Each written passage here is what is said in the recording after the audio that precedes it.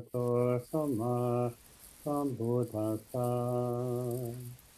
Buddhang Saranang Gacchami, Dhammang Saranang Gacchami, Sanghang Saranang Gacchami, Dutiyampi Buddhang Saranang Gacchami, Dutiyampi Dhammang Saranang Gacchami, Dutiyampi Sanghang Saranang Gacchami, Tatiyampi Bhutang Saranang Gacchami, Tatiyampi Dhammang Saranang Gacchami, Tatiyampi Sanghang Saranang Gacchami.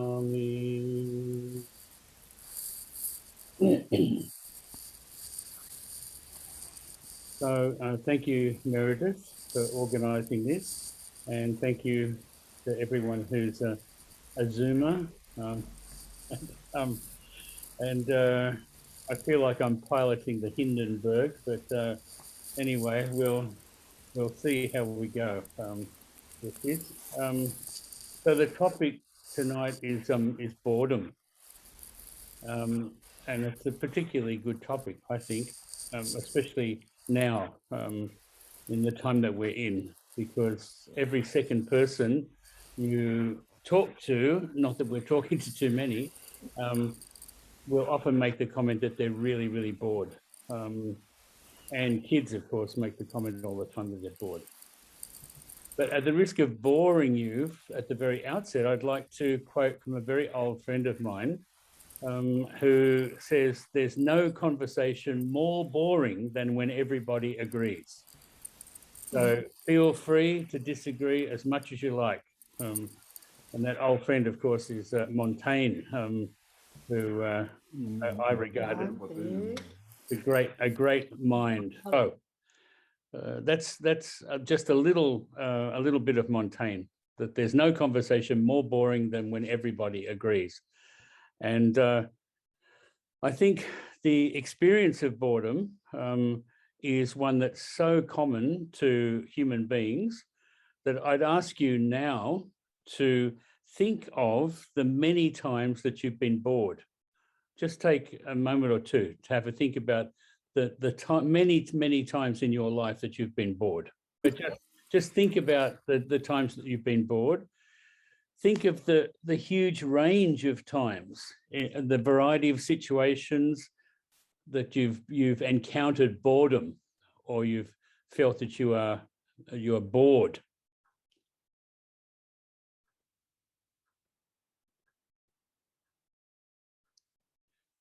Think of the times and the places and the people that you've found boring. Most of us can think of someone who's boring. Some of you who might have seen that English comedy show, The Vicar of Dibley, might remember the man who kept the parish records, Frank, I think his name was, and he was regarded by everyone as an utter bore because he just told endless stories that were really, really trivial and quite silly.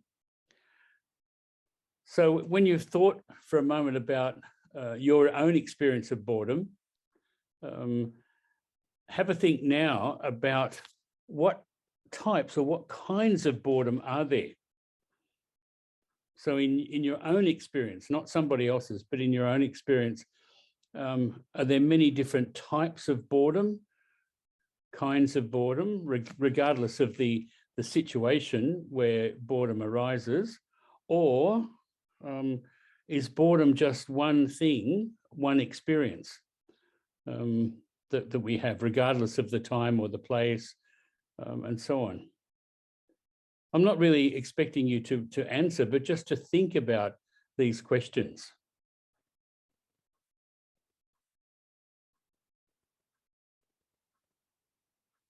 And the reason I chose boredom, apart from the fact that it's very appropriate at this particular time, is that the experience of boredom is quite a big and difficult problem in our meditation practice, and often in our practice of the Dhamma as well. So I'd like to consider some aspects of boredom in relation to those things tonight. So when you think about your experiences of boredom, what words come to mind for you? You know, if you mentally revisit those experiences of boredom or of being bored, you know, what sorts of things come up? Do you find, for example, disinterest or dissatisfaction, pardon me, or experience a lack of energy or fatigue, or that wonderful word ennui? Is it just for you an absence of some kind of stimulation? Do you find that you get mentally and physically exhausted and then boredom arises? Or is your experience of boredom a very, very powerful and strong desire for change? That's a kind of restlessness, a desire for something to be different. Or does it arise out of dullness of mind? That's a common one in meditation practice. Or is it the result of being or feeling fed up with something or with someone or with yourself? There's lots of things to think about with regard to boredom. You know, we tend to use the word in a very kind of loose sense. But our experience of it, if we start to tease it out, is actually quite deep and quite sort of complex. So do you think that your experience of boredom is conditioned by age? That is, by the age that you are now, the age that you were when you were very young? Is your experience of boredom when you were really young quite different to what it is now? You know, very, very often you hear children say, the parents will say to them, "Oh, why don't you do such and such?" And they say, "I'm really bored. Yeah, I'm bored with this." And they say, "Go outside and play." "No, that's boring." You know. Well, how different is that to your experience as an adult, and certainly those of us who are older, as older adults? What's our experience of boredom? So is it to some extent conditioned by age? And therefore, in different periods of your life, the experience of boredom perhaps is different or has changed. And maybe now, even as you're sitting there listening to this, you're starting to think, "Oh God, this is so boring," talking about boredom, and wishing that we were talking about something that was much more interesting. So what I'd like to suggest to you is that boredom really is a very subjective experience. Although we all share in it, and usually we want to avoid it or escape from it, the experience itself is very, very subjective. So what you find boring, someone else maybe will find not boring, or will find fascinating, will find really interesting. You know, you can go and see a film. I remember when I was a uni student, a group of us went off to see a film that was being shown called Scenes from a Marriage by Ingmar Bergman. And that film was so long that it had 2 intermissions in it, in the days when they had intermissions. And a group of us went, and a great friend of mine who was a Maori went with us, and we sat down, and in about 10 minutes, this fellow fell asleep. And when the first intermission came, we got up, and one of the other fellows said, "Don't wake him up, don't wake him up." So we went outside for the intermission, and we came back in, and he was still asleep, and we sat down. And the second intermission came, we got up, we went outside, and Jack was still asleep. And we came in, and just a few minutes before the film ended, Jack woke up. So he'd been asleep probably for more than 2 hours. And when we came outside, someone said to him, "Jack, what did you think of that film?" "Fantastic," he said. "One of the best films I've ever seen." He found it from the very outset a boring experience, and his answer to the boredom was simply to fall to sleep. So in the Journal of Science, a couple of years ago, pardon me, there was an experiment that was conducted at the University of Virginia on boredom. And what they did was they got a group of students together and they put them in a room and they said to them, push this button here and you'll get a little electric shock. And they did. And then the person in charge said, this was done individually, not as a group. So they were by themselves in the room. And the person in charge said, now, would you pay to avoid having that electric shock? And every one of them, without exception, said, yes, of course we would. And they said, okay, very good. So now what we want you to do now is just to sit there for 15 or 20 minutes. You can't leave your chair, yeah, and you're not to move around, and you just sit quietly. The amazing thing is that 70% of the men who took part in that thing pushed the button to get the electric shock, and 40% of the women.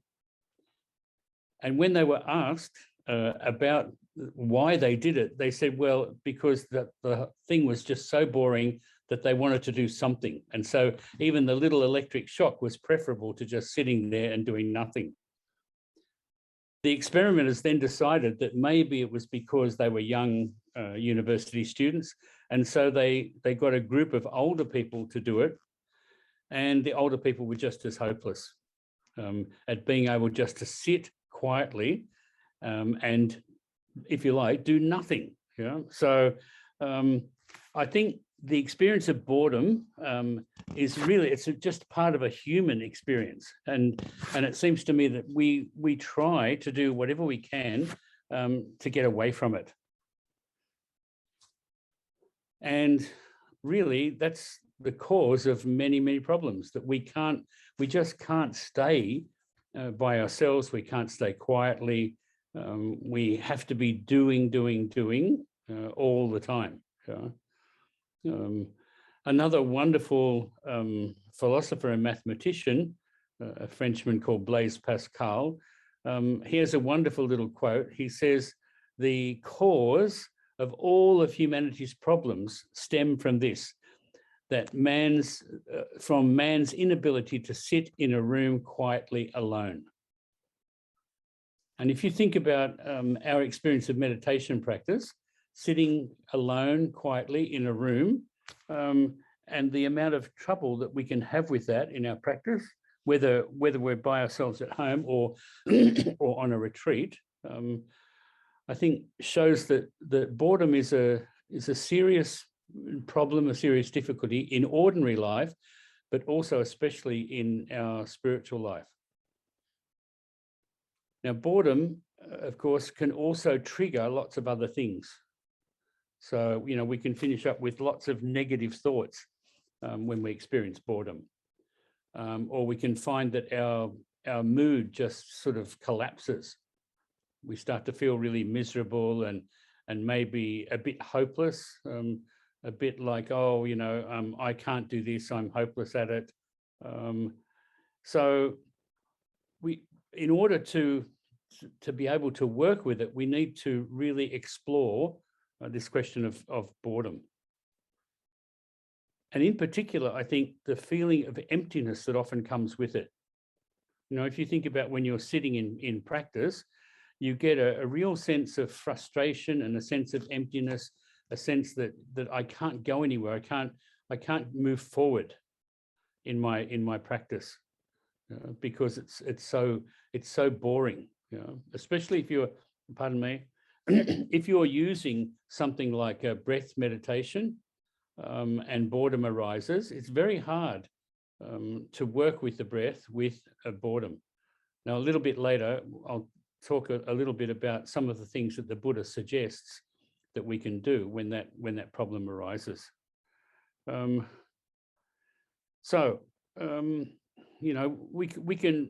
We can have all sorts of results from the experience of boredom.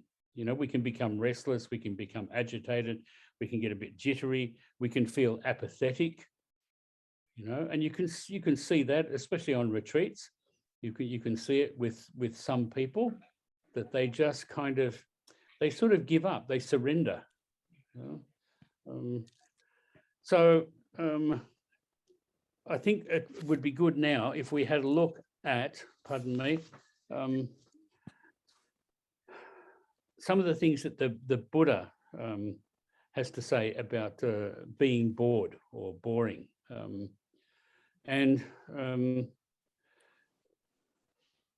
As a way of overcoming that feeling of hopelessness, of sadness, of blaming yourself for the experience of boredom, for being bored, you know, that sort of thing where you say to yourself, oh, I'm just hopeless, I can't do this, you know, I'm not able to follow the directions and so on.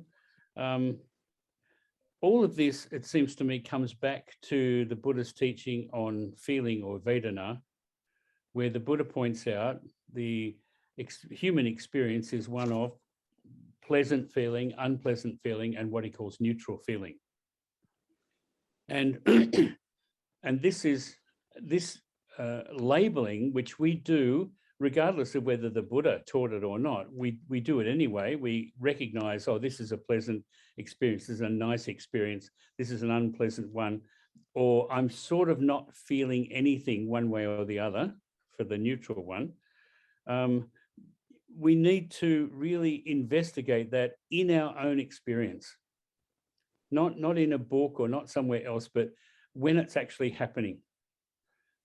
Now, you know that some of you will know the American teacher. He's a doctor, John Kabat-Zinn, and he's done a lot of work with cancer patients. And one of the things that he tells people is that, you know, when you pay attention to boredom, it becomes unbelievably interesting. Now, most of the time we don't want to hear that, because it's paying attention to boredom is hard work. You know, it takes effort, it takes energy, you know, it takes a certain virya, to use a word the Buddha would have used, and boredom often is associated with or caught up with sloth and torpor. Yeah, and sloth and torpor can sometimes lead to boredom. Boredom can sometimes lead to sloth and torpor. So we need to be aware, if that's what's happening, that we're experiencing sloth and torpor, or just okay. So if you the Buddha talked about one of his disciples, Nanda, and Nanda had a nickname. Nanda was known as Nanda the Handsome. He was a half brother of the Buddha. So his father was the same as the father of the Buddha, but his mother was Mahapajapati Gautami, and he became a disciple of the Buddha.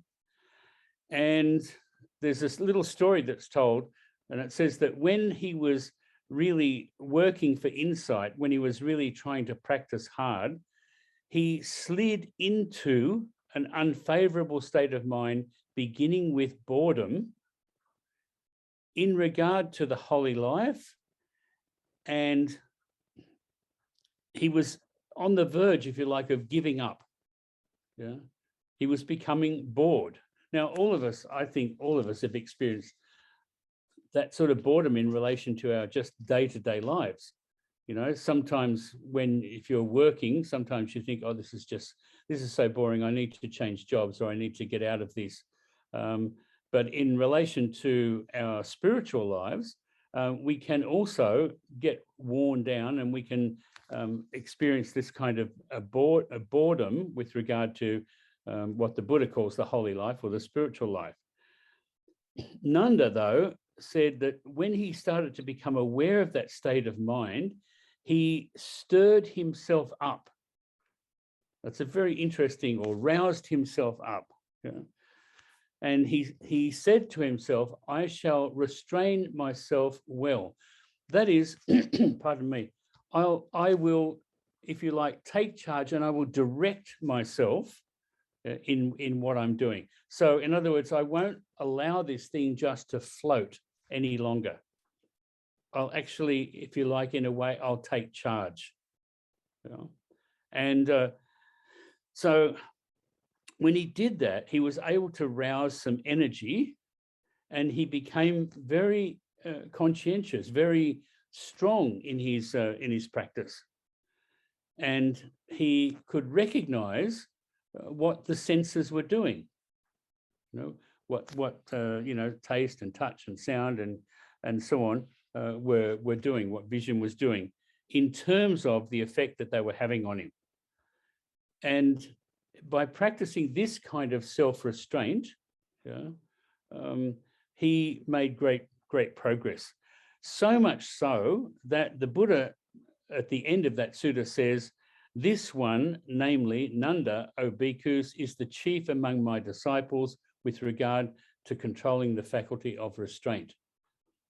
So here we have an example of a disciple of the Buddha who was obviously, well, he tells us himself, he was falling into boredom or into states of boredom with regard to the spiritual life.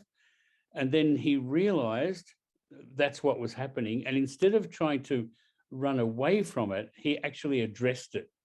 Or instead of trying to just sit in the middle of it, like in the middle of a great mess, he addressed it and said, okay, I've got to somehow take charge of this. I've got to make a conscious decision as to what I'm going to do.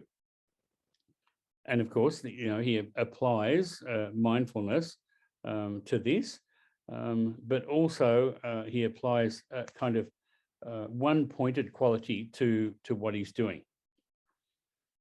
So when we're practicing, especially if we're practicing in a quiet space at home or on retreat, and we have a fair bit of time, like at the moment, a lot of people have got a lot of time on their hands, it's also a very dangerous time, because we can, like Nanda, we can easily slide into boredom, and then maybe restlessness and agitation and so on.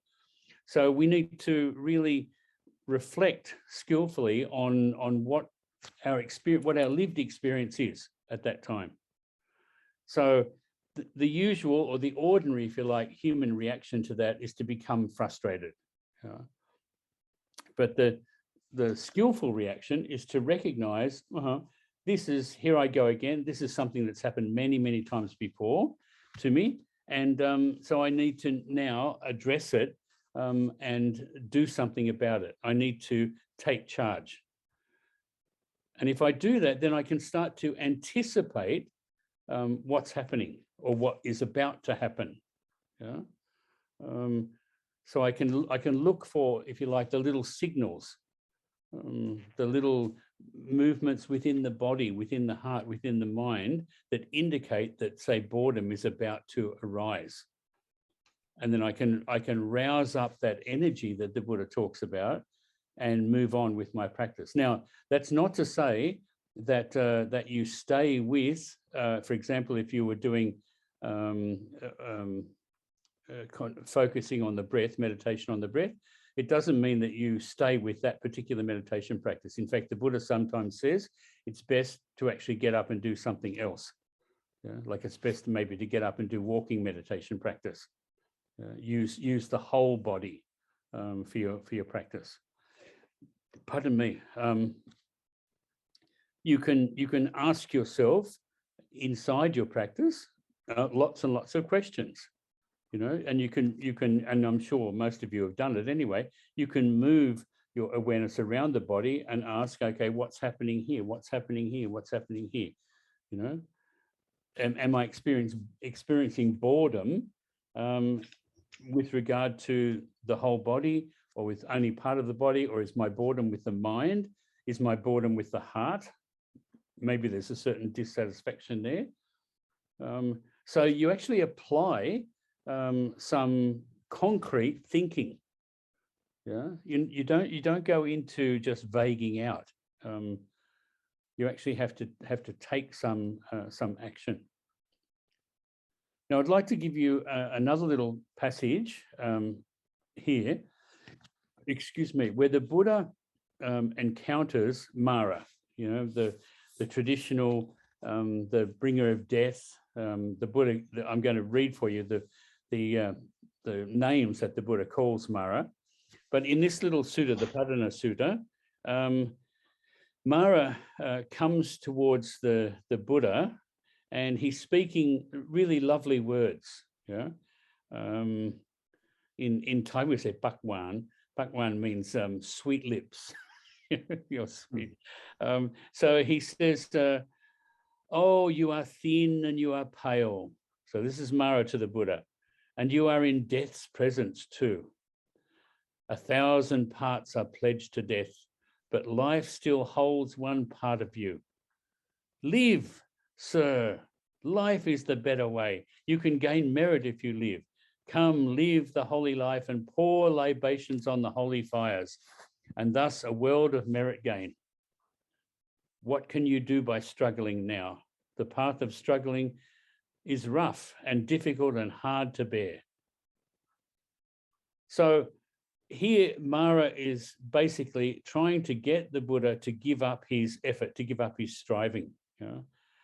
And well, I'm sure most of you know, you'd remember in the Bhikkhuni Samyutta, in the Samyutta Nikaya, Mara does the same thing to that group of nuns. He comes to each one of them in turn and tries to get them to fall away from their practice.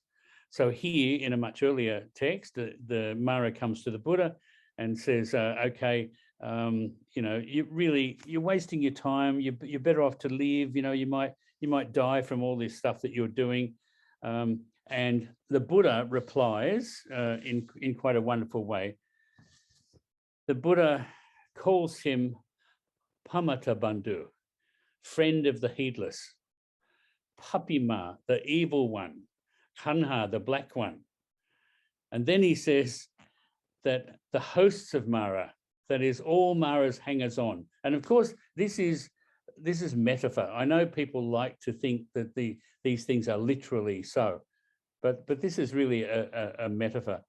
And the Buddha says, your platoon, your group of soldiers, your supporters, the first group, the first squadron is sense desires.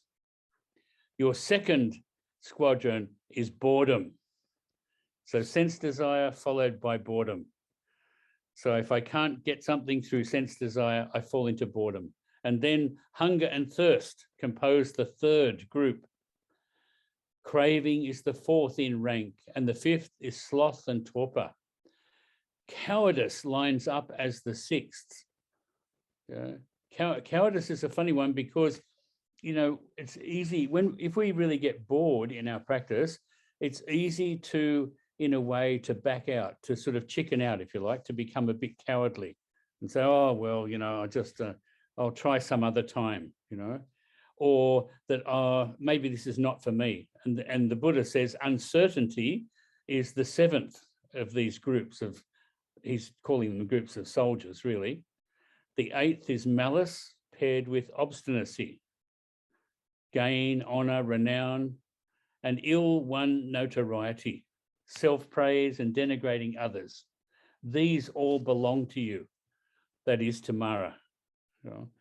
So there's this great big long list of awful qualities and things that the Buddha says belong to Mara or form part of Mara's army.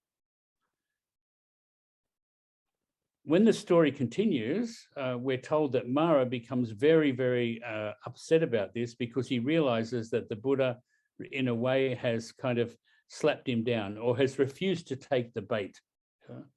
And so he goes off by himself and he sits down, and the text says he sat down cross-legged on the ground, not too far from the Buddha. He was silent, dismayed, his shoulders drooping down, his head down. He was glum, he had nothing to say. He was scratching the ground with a reed. So you can see he's feeling very dejected, Mara, because he's been, in that sense, he's been unmasked by the Buddha. And then the daughters of Mara arrive. And they ask him, Dad, how come you're so miserable? How come you're so unhappy? And he says, an arahant sublime is in this world, And when a man escapes from Mara's sphere of influence, there are no wiles to lure him back again by lust, and that is why I grieve so much. Now, the daughters, it's interesting, the daughters are tanha, which is craving, arati, which is boredom or aversion, and the last one, raga, lechery. So the daughters hatch a plan to go to the Buddha, and they're going to go as craving, boredom, and lechery to the Buddha, and they are going to, they talk amongst themselves and they say, oh, men's tastes vary enormously, so we better take a range of forms. So, let's assume different forms from those of virgins through to mature women. Let's see which form the Buddha likes, right? And so they go to the Buddha, and they say that if he has a heart that he would burst, and hot blood would gush from his mouth, or he'd have gone mad and crazy on seeing them. And the Buddha says to them, fools, you have tried to split a rock by poking it with a lily stem, to dig a hill out with your nails, to chew up iron with your teeth, to find a footing on a cliff with a great stone upon your head, to push a tree down with your chest. So then the daughters of Mara, you know the story, it gets even more complicated, because then they go off and they try to trap the Buddha in a different way, and they become old hags and run off very, very distressed, and then come back to the Buddha, and he allows them to come back to their original form. So when we encounter boredom, we're also encountering Mara in one or more or all of those forms. What the Buddha came to, though, was what we could call disenchantment. Yeah? Not disgust, not aversion, but disenchantment. That is, he could see through Mara and see through Mara's daughters. So how does he do this? He does it by staying with whatever is arising. He doesn't, in terms of the kind of the mythic account, he doesn't get up and run away. He doesn't get up and move and say, oh, I better get out of the way of these three daughters, or I better get out of Mara's way. No, he just stays and lets the thing play itself out, but he's all the time investigating what is really happening. So he has a kind of curiosity in his practice. And I think that's the thing that can sometimes be missing in our meditation practice and in our practice of the spiritual life, because we can sort of lock it up and make it hard and fast, and then we forget about being curious about it, really investigating it, applying some investigation to it. So, in a way, to put it very, very simply, the cure for boredom is curiosity, is staying with the thing and investigating it. So what should we get bored with? What should we get bored with? Well, I think the answer is pretty simple. We should get bored with the self. And I know, at the risk of boring you, I'll tell you again something that my teacher used to do quite often. When I'd be walking across the courtyard at the monastery, a shutter would fly open, and he would call out, "Nabuliang, are you bored with yourself yet, or are you sick of yourself yet?" And this could happen at any time of day or night. And I would swing around and look up, and I would say, "Young, not yet, not yet." And he'd say, "Well, hurry up. Hurry up and get bored with yourself. Hurry up and get sick of yourself." Now, that's not, develop an aversion to yourself, but to stop that clinging, that goes on, clinging and hanging on to self and ideas about oneself. So in order to do that, then we need to really develop and practice things like compassion and loving kindness and joyfulness with the well-being and good fortune of others. So the first of the three Brahma Viharas become very, very important in dealing with boredom as well. So I often suggest to people that when they experience boredom in their practice, that they try to, so to speak, hold themselves as a mother would hold a child who was very restless or who was ill or who was very, very unhappy. Yeah. If you have a child like that, if you're a decent parent, you don't stick the kid in a corner and say, right, you're going to stay there now for the rest of the day. No, you actually try to embrace the child. You try to hold the child and bring some kind of soothing quality. And I think we can do the same thing for ourselves in practice if we try to cultivate those qualities like loving kindness, like compassion, and especially with regard to others, that quality of mudita or joyfulness with others, that horrible translation, sympathetic joy, but joyfulness with others, because,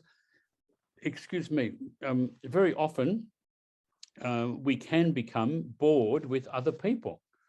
And if we are bored with other people, then it's a good idea to try and transform that instant of boredom into mudita, into maybe some compassion, into maybe some loving kindness.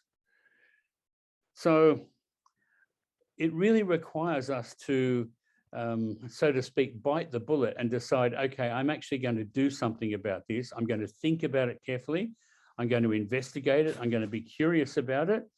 And then I'm just going to work with it, with whatever I find there. I'm not going to try and back away from it. And I'm not going to try and cover it up with practice.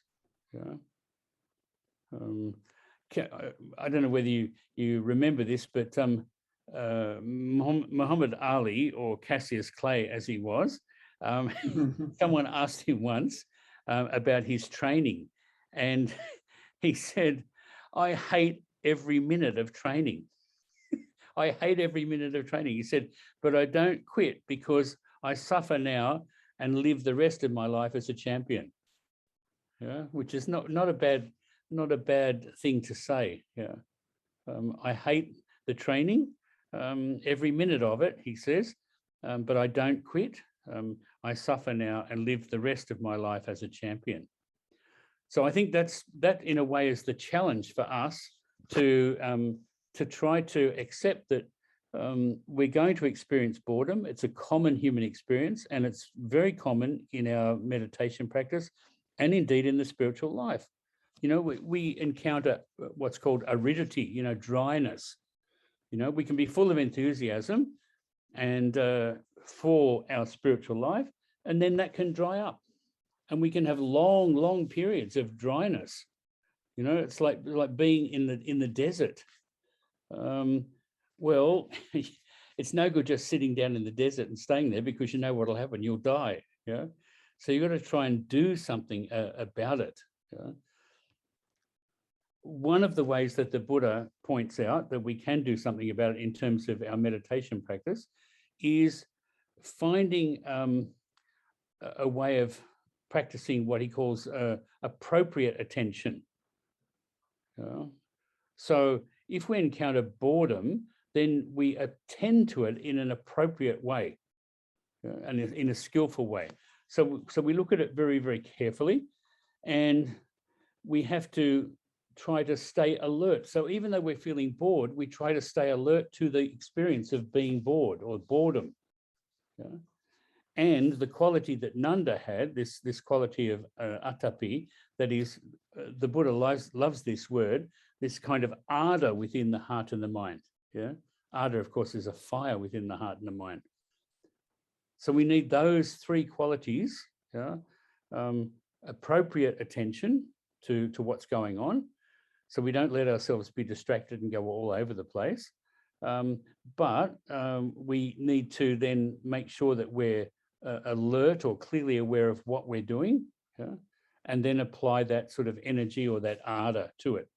Now, that's also not always easy to do, because as human beings, we're easily distracted and we're constantly on the lookout for something new and novel and tasty and all of those things.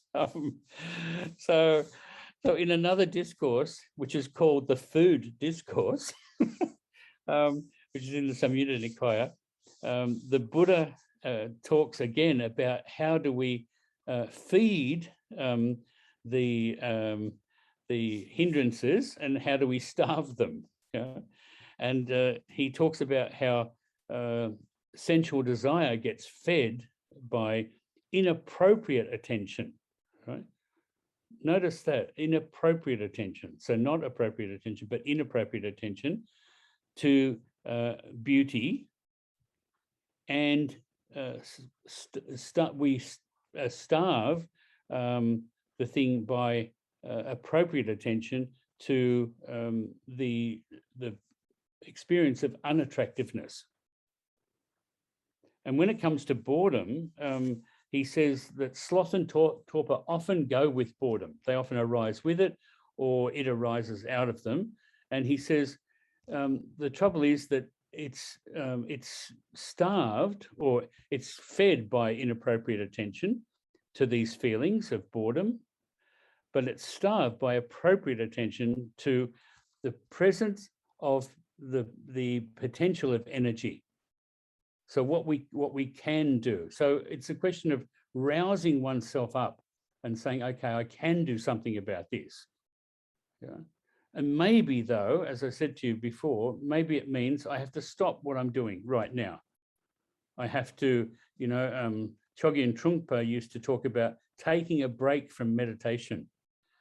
And what he meant was taking a break from a particular kind or a particular formal practice, and shifting the way that you practice into something else. Of course, it will still be using awareness, but in a different way. Or as the Buddha says, when you're having those sorts of troubles, then get up and walk. Do walking practice, which engages the whole body. And I'm sure most of you are aware of the advice the Buddha gives when you're experiencing real sleepiness or drowsiness, about rubbing the eyes, rubbing the face, getting up, going outside, splashing water on yourself, rubbing the arms and legs, walking up and down quickly, and so on. And then he ends that by saying, but if none of that works, then go and have a sleep. which I think is very good advice, So if that doesn't solve the problem, then it means the problem is just physical tiredness. And we need to recognize that too. So we need to pay attention to it. So there are a few things that I think might be helpful in terms of working with this experience of boredom. When we encounter it, though, the trick is to make sure that we don't get cross with ourselves. We don't become short with ourselves or beat up on ourselves. But rather to say, okay, I've been here before. I recognize the signs. I know the taste of this thing, the flavor of it, and I know what sorts of things I can use in order to overcome it or to pass through it. But not to, so to speak, surrender to it. Having said that, though, of course, there are times when you just have to have a break. You have to have a rest, and you can't force yourself. Finally, there's a wonderful passage in the Bahya Sutta in which the Buddha talks to Venerable Bahya, and all of you I know have seen this before, but it's worth reminding ourselves rather, of this little teaching. So the Buddha talks about, okay, what do we do when we encounter the things that we normally encounter? He says, Bahya, you should train yourself in this way. With regard to the seen, there will be only the seen. With regard to the heard, only the heard. With regard to the sensed, only the sensed. With regard to the cognized, only the cognized. That's how you should train yourself. When for you there will be only the seen in reference to the seen, only the heard in reference to the heard, only the sensed in reference to the sensed, and only the cognized in reference to the cognized, then Bahya, there's no you in that. Yeah. So notice the first thing in that teaching is, Bahya, you should train yourself. Right? Now that means that you've got to do something active in order to bring about this, if you like, realization. So it's not a question of just sitting there and staring, oh, you know, I'm seeing things and I'm hearing things and I'm touching things and so on, but nothing's happening. No, you have to really apply yourself. I have to train myself with regard to what's seen. There'll only be the seen. And the Buddha says, when you can, excuse me, when you can do that, there's no you in that. So in other words, the I attachment or the I hook has fallen away or is not there. And he goes further and he says, when there's no you in that, there's no you there. When there's no you there, you are neither here nor yonder, nor between the two. And just this is the end of all dukkha. Now, that's, of course, it's hard to do, but it requires effort and requires energy. And that's really our way to overcome this experience that we have of boredom with regard to our practice. Yeah. So, yes, I suppose I'm reminded of something that some of you will know, the Danish philosopher or theologian philosopher Søren Kierkegaard, and he says boredom is simply nothing other than the refusal to be yourself. So it's a kind of wanting to get away from myself or from my experience of myself. So here the Buddha says, no, train yourself, work in this way, and approach boredom in this way, and things will change. Yeah. And at the end of that discourse to Bahia, the Buddha says, where water, earth, fire, and wind have no footing, there the stars do not shine, the sun is not visible, the moon does not appear, darkness is not found, and when a wise one, a Brahman, through wisdom, has known this for him or herself, then from form and formless, from bliss and pain, they are freed.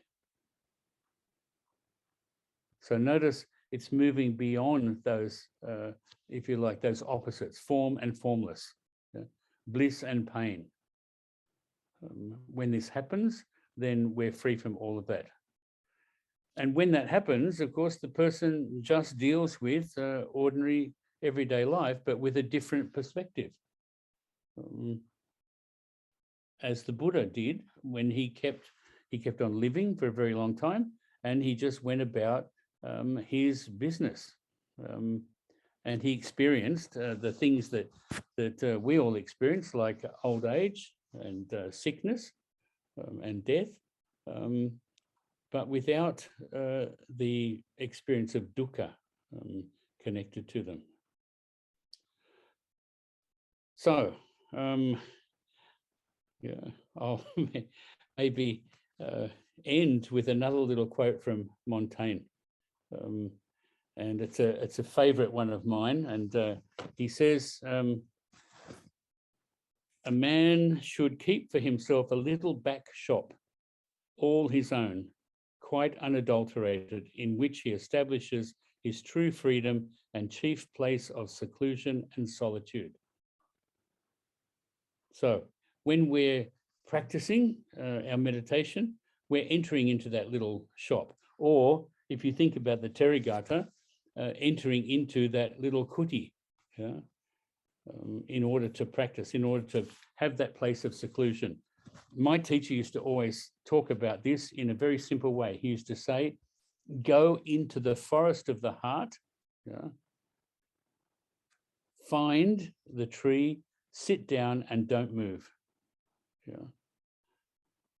So go into the forest of the heart, not go into the forest here, there, or everywhere, not, go to a fancy retreat center, but go into the forest of the heart. And I'll end by risking boring you again by telling you another story. I know that some of you know this story, but it's such a special story, to me at least anyway, with my teacher. In the early days when I was with him, I got bored, not with him, but I got bored with the monastery. I got bored with the other monks who were there. I got bored with being dragged out to do ceremonies here, there, and everywhere, to bless shops and bless houses and do birthday blessings and wedding blessings. And so I decided, no, I think I'm going to move to a different monastery, which you're not allowed to do, of course. When you're first a monk, you have to stay with your teacher. In any case, I went to him and I said, oh, I've heard about, and I had heard about through a German monk that I knew who lived in the next province. I'd heard about this other monastery that was supposed to be very, very good. So I went to my teacher and I said, oh, Tanjakun, I'd really like to go to this monastery. And he just looked at me and he said, you're not going anywhere. and I said, oh, okay. And so I went back to my kuti, and a few days later, I went back to him and I said the same thing. I'd really like to go this morning. And the reason I want to go there is, it's supposed to be really, really good. And his answer was exactly the same. You're not going anywhere. So I did this about 3, maybe 4 times. And then finally, the manipulating mind took over. And I remembered that he had a niece who was a mechi, a nun, and that he had some things that had been given to him in order to pass on to her. And the monastery I wanted to go to was very close to where she lived. And so I went to him and I said, and I should be deeply ashamed of this, but I said to him, Tanjakun, you know those things that you want to send to Mechi Amon? I said, I could take them for you if I went to that monastery I was telling you about. And he looked at me and he said, tell me why you want to do this. And I said, very foolishly, I said, oh, because I want to deepen my experience of practice. And he said, very good. Come here tonight at 9 o'clock. So I went back to my kuti thinking, oh, I'm going to be packing my bag and heading off to this other place. And when I went at 9 o'clock, I thought it was a very strange time to tell me to come to his kuti. When I went there, he was standing there and he had a great big bunch of keys, which in a Thai monastery usually are kept by one monk, and it's usually not the abbot. There's usually a key keeper who'll never let them go. So he had the keys and he took me by the wrist and he led me out across the courtyard in the dark, and we went to the bort, the main ordination chapel, the central chapel in the monastery. And it had great big iron gates around it, and he unlocked those and we went in and he locked them.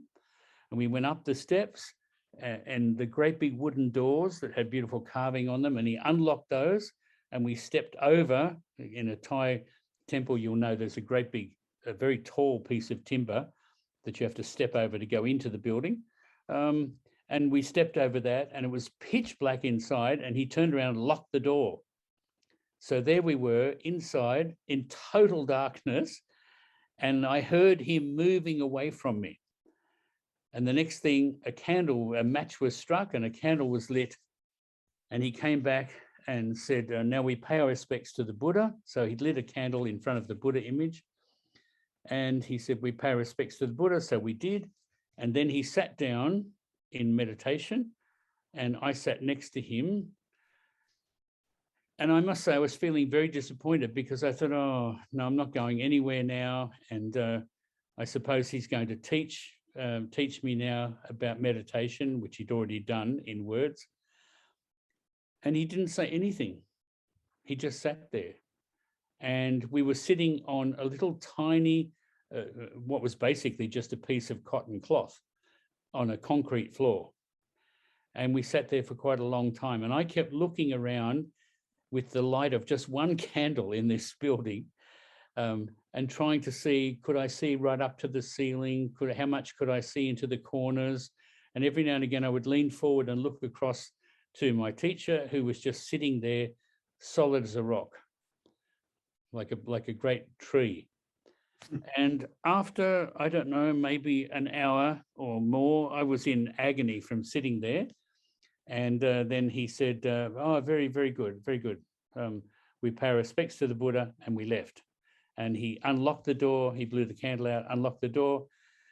We went out and he locked the iron gates, and we walked across the sandy courtyard. And I was thinking to myself, thank God that's over. Yeah, I just want to go to bed. And as we walked across, he said to me, very good, tomorrow night, 9 o'clock. And he did that night after night after night, until finally I gave up trying to see whether I could see spiders on the ceiling or whether I could see the bats that came in and out, little tiny, tiny micro bats. And I actually began to sit with my boredom and with my mind, which for quite a long time was really like a raging river, until finally everything began to settle night after night after night. And each night we sat for longer and longer and longer. He never said a word. He didn't say a thing. He just sat next to me. A great example of loving kindness, of compassion, and of mudita. He could have said, here's the key, go and lock yourself inside. But no, he sat there himself through the whole thing until the very last night, which was, I think, probably a couple of weeks later, maybe a little bit longer, I can't remember now, but we came out and it was already starting to become light, just becoming light. And we were going on arms round together, and he did not say 9 o'clock tonight. So that was the end of that teaching. And that was the end of facing up to, at least once, that's not to say it doesn't happen again, at least once, to facing up to boredom, the experience of boredom, the experience of wanting something other than what's right there in front of you and pretending that you can get it by running away from it. So that's maybe I'll stop there. We could do a little bit of practice together perhaps, and then if there's any questions or people want to share, it would be good actually if people shared their own experience of boredom and what they do about it as well. But let's do just a few minutes of meditation first, if that's all right. Yeah. So this is very new to me, I must say, doing meditation over Zoom.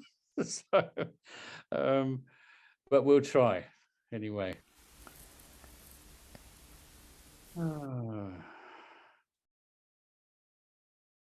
So try just to let yourself settle a little bit.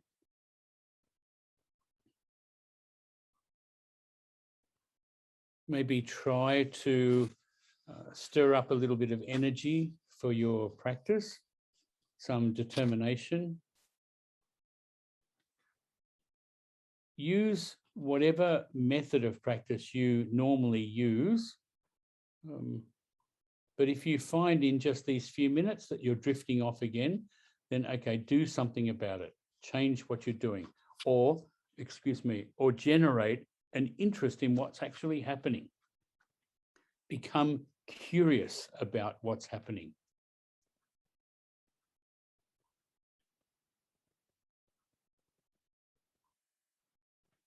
To be curious in your practice is really a most valuable thing.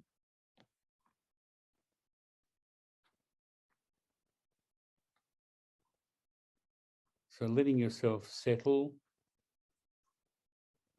letting the body settle, letting the breath settle, letting the heart and mind follow the body and the breath into settling.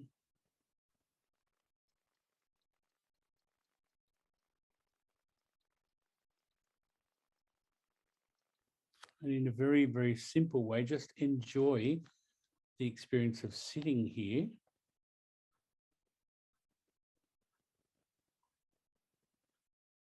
Being aware of the body, aware of the breath, an awareness of the heart and the mind.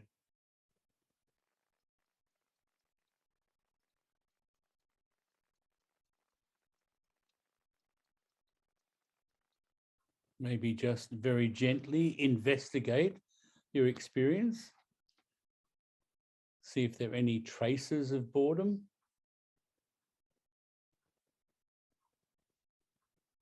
See if there's any restlessness of the body or the heart or the mind.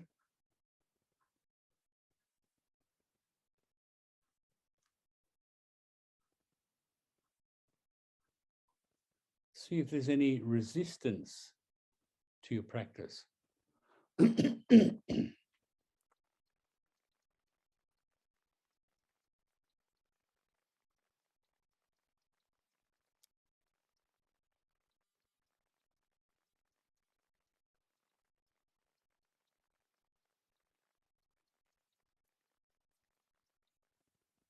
the heart and mind are becoming steady, then just enter into that steadiness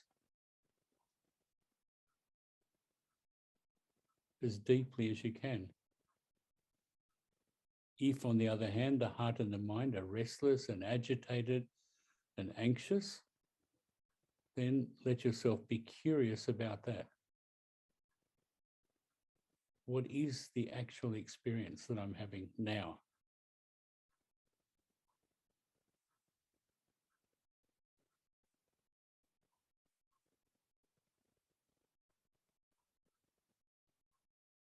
And try to envelop that anxious, agitated self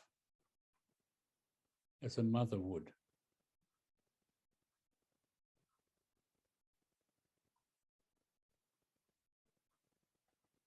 As the Buddha describes in the Metta Sutta.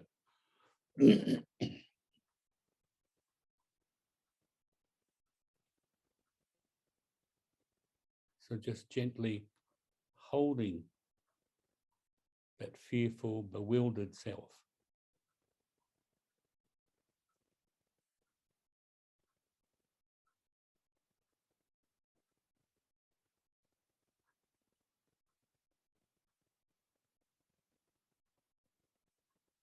And all the time trying to keep the energy for practice going.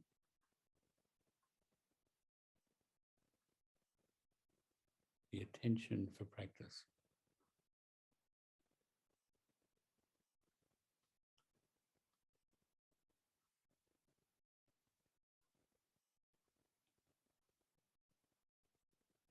Being firm, but at the same time, gentle.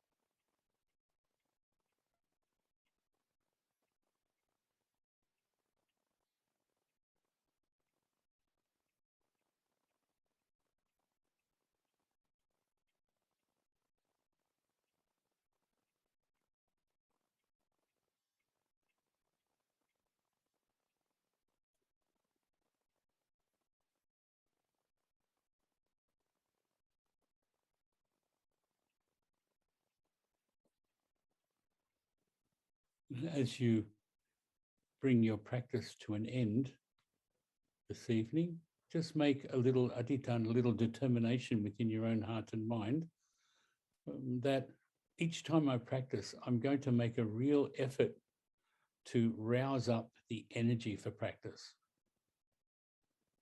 Not to simply sit down and expect it to happen by itself, but to really try to generate the energy, the enthusiasm for practice, to deepen my faith in the Dhamma,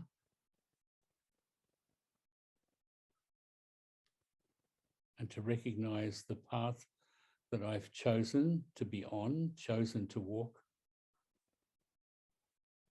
The Majjhima Pada, the middle path of the Buddha. And each time I sit down to practice, I stir up that energy. I make that commitment again within my own body, heart, and mind. And most importantly, I do it not just for myself, but for all other suffering sentient beings. For all those who are bored and all who are boring. May my effort at practice be of great benefit and blessing to myself and to all suffering sentient beings. And may I be able to cope with boredom more skillfully in the future.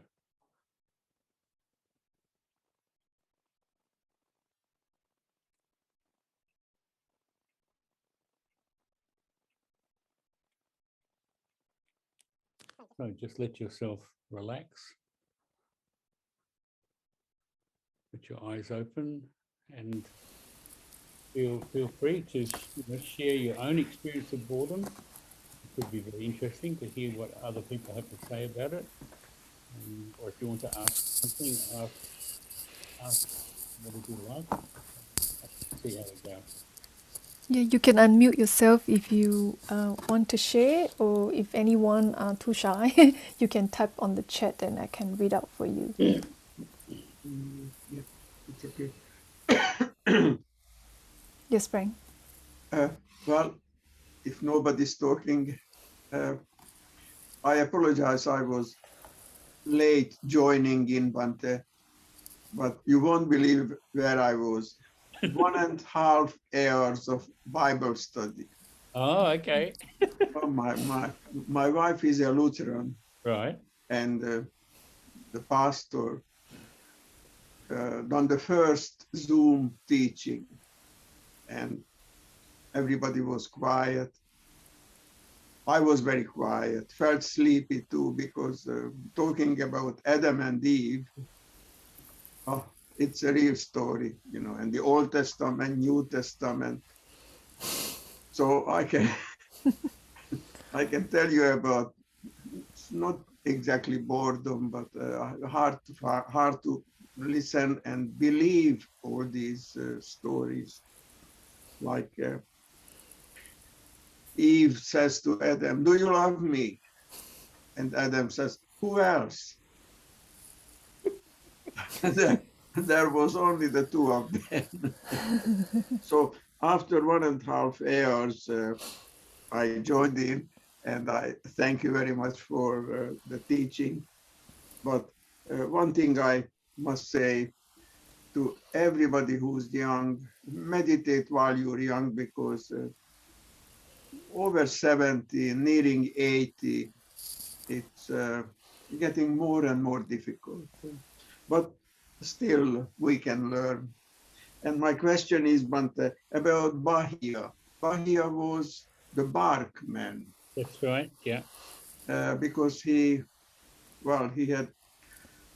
lost his ship on the sea and ended up on this island and had nothing, and finally he put clothing up bark, yeah, like Adam and Eve, yeah. because they felt ashamed that they were naked. Yeah. And that's why it came to my mind. And then Bahia thought he was enlightened.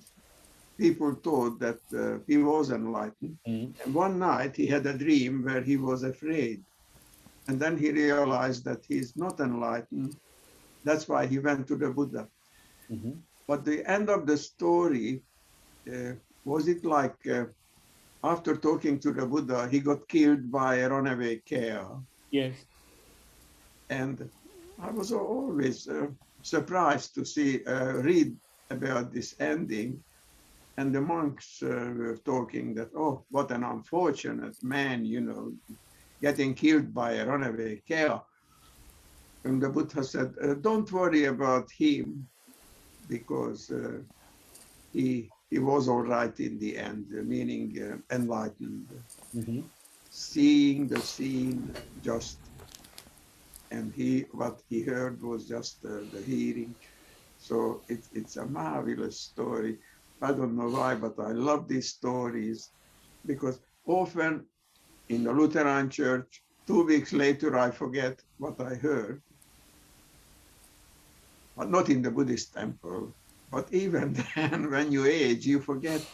But the stories are always with me, and not just entertain, but make me happy, and really fantastic to remember the stories. Yeah. Okay. So Bahia got killed, but he was enlightened already. Yeah. All right. Yeah. Thank you, Frank. Thank you, Bhante. Thank you. Maybe I should explain to people what that background is. It's part of a tympanum in a monastery in the southwestern part of France, a very famous place called Conques. And in the tympanum itself is the scene of the Last Judgment. So you've got the righteous on one side and the sinners on the other side and all the rest of it. And the decorative ribbon that runs across the top of the tympanum consists of these little faces holding a scroll which has nothing written on it, and they're just peering over the top, and they're known as the curious ones. Oh. And it's like they're looking at this scene underneath, which is so terribly important, and saying, what is this all about? So I think that we can do that with our practice. Anyway, sorry, carry on. Bhante, can I make a comment and ask a question? Yeah. About the experience of boredom, I was trying to think of being bored as a child, and frankly, I can't think of being bored as a child, because as soon as I learned to read, which was I could read about the age of 4, yeah, I always had a book, and so I was really happy to be always left alone with my book, and so I really. The times I was bored really were the times I was with other people, if they weren't very interesting.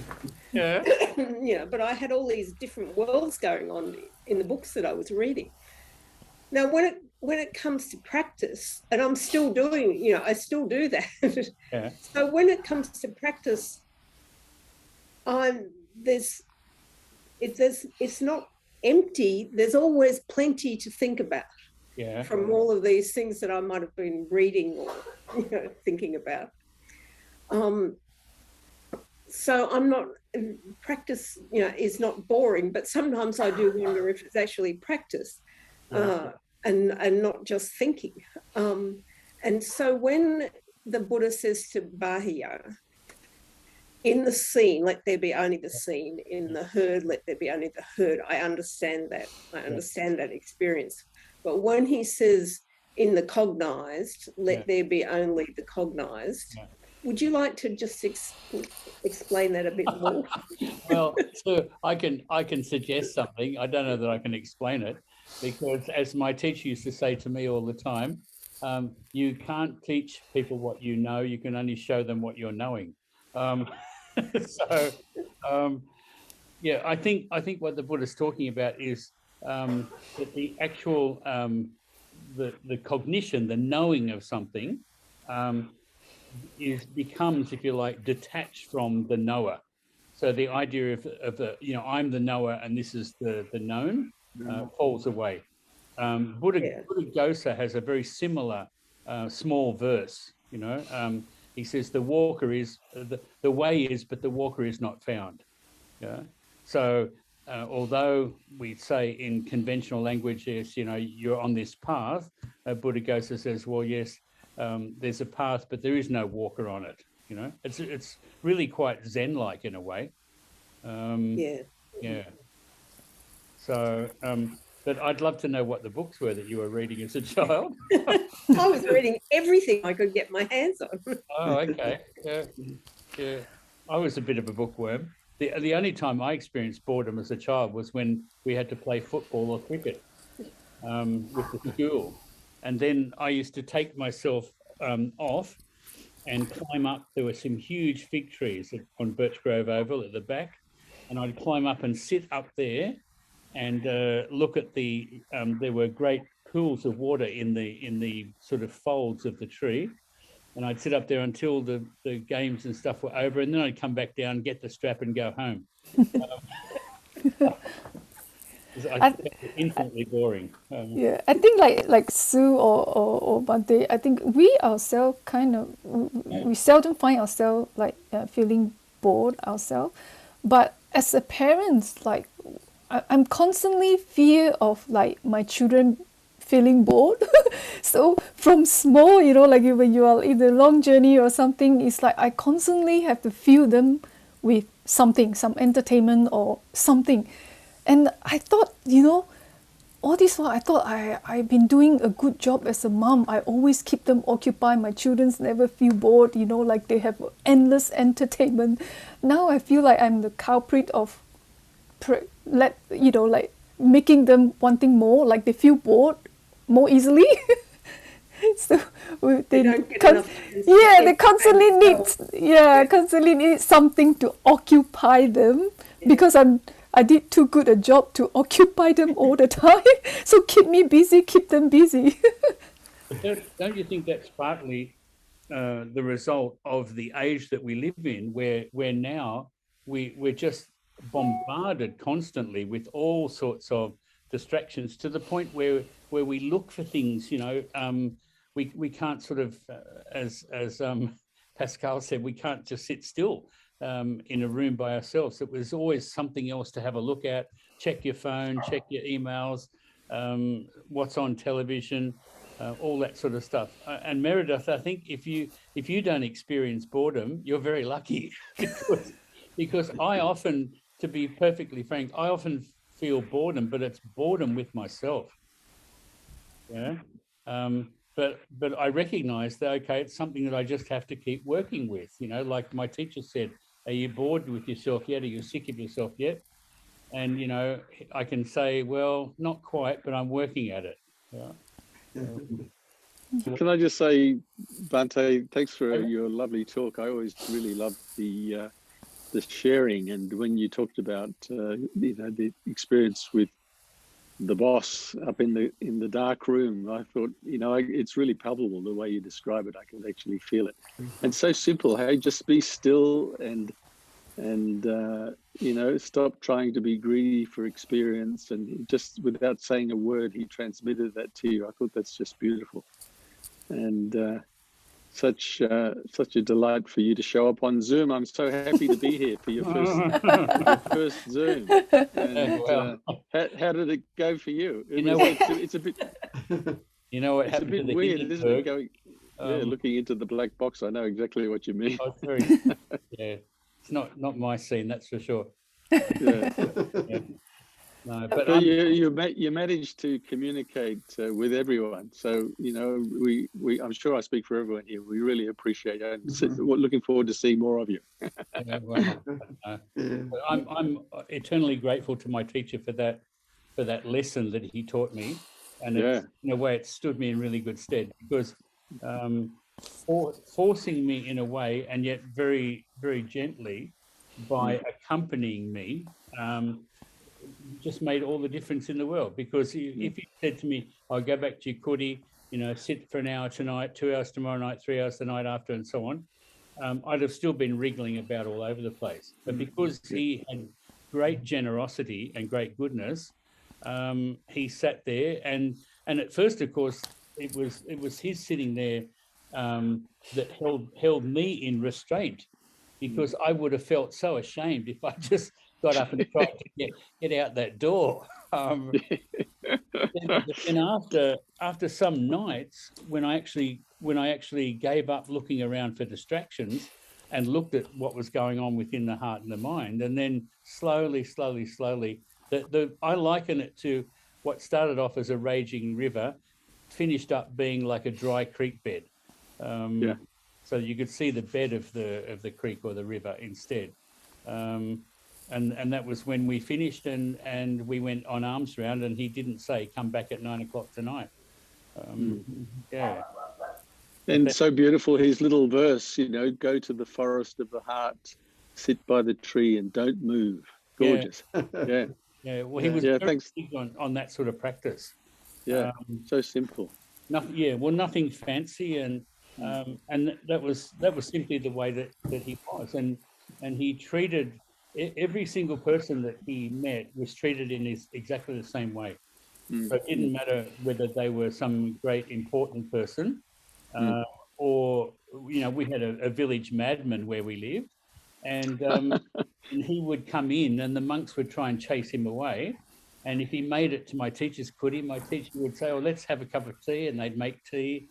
And then he'd go outside and he'd say, "I want you to help me get those bananas off there," or he'd move his bookshelves around, and they'd move them every time, And he'd say things like, "I'm so pleased that you're here today because I need your help to do this," And he'd move the bookshelves, and then a few days later, they'd move them back again. But never once was he dismissive of that person, and never once was he swayed by people with power or money or anything else, really quite remarkable. Beautiful teacher. Yeah. So you're glad you didn't go to the other monastery? I forgot all about it. I've got to say, I completely forgot about it. I did go to meet his niece, Mechi Amon, but no, I didn't go to the other place. No, I did go and spend a little bit of time with the German monk up in Panga. They had a funny little, I called it the German colony. They had 4 German monks living in a funny little, what's called a samnaksong, a practice centre, right up in the mountains in Panga. And to get there, you had to ride on the back of a motorcycle side saddle, which was quite something. Anyway, I'm just rabbiting on now. So I think everyone, even from Zoom, everyone enjoy your meditation as well? Yeah. Yeah. So Bhante is not too bad, Bhante. Everybody can hear your teaching, everybody can still, practice meditation together. So which is good. I want to know why I'm a Chorten. I don't know. Graham, I was Chorten. I was intrigued by that as well. I'm very intrigued by that. I think that's on my website or something, but I was wondering why It's a bit weird, Graham. very weird indeed. I was thinking that's very strange indeed. An answer to that? I don't know why that is. Really? Yeah. I'm sure the truth will come out at some point along the way. Maybe they're talking rocks, Graham. I don't know. Maybe rocks in my head. Respect everybody's time, and so that Bhante can have a good rest. So we will end the session. If you can just unmute yourself and you want to say sadhu to Bhante. Right? So, yeah. Sadhu, Bhante. Have a good sleep. Thank you, Bhante. And happy spring. Thank you. Thank you, Bhante. Oh, spring. Yeah, spring. Yeah.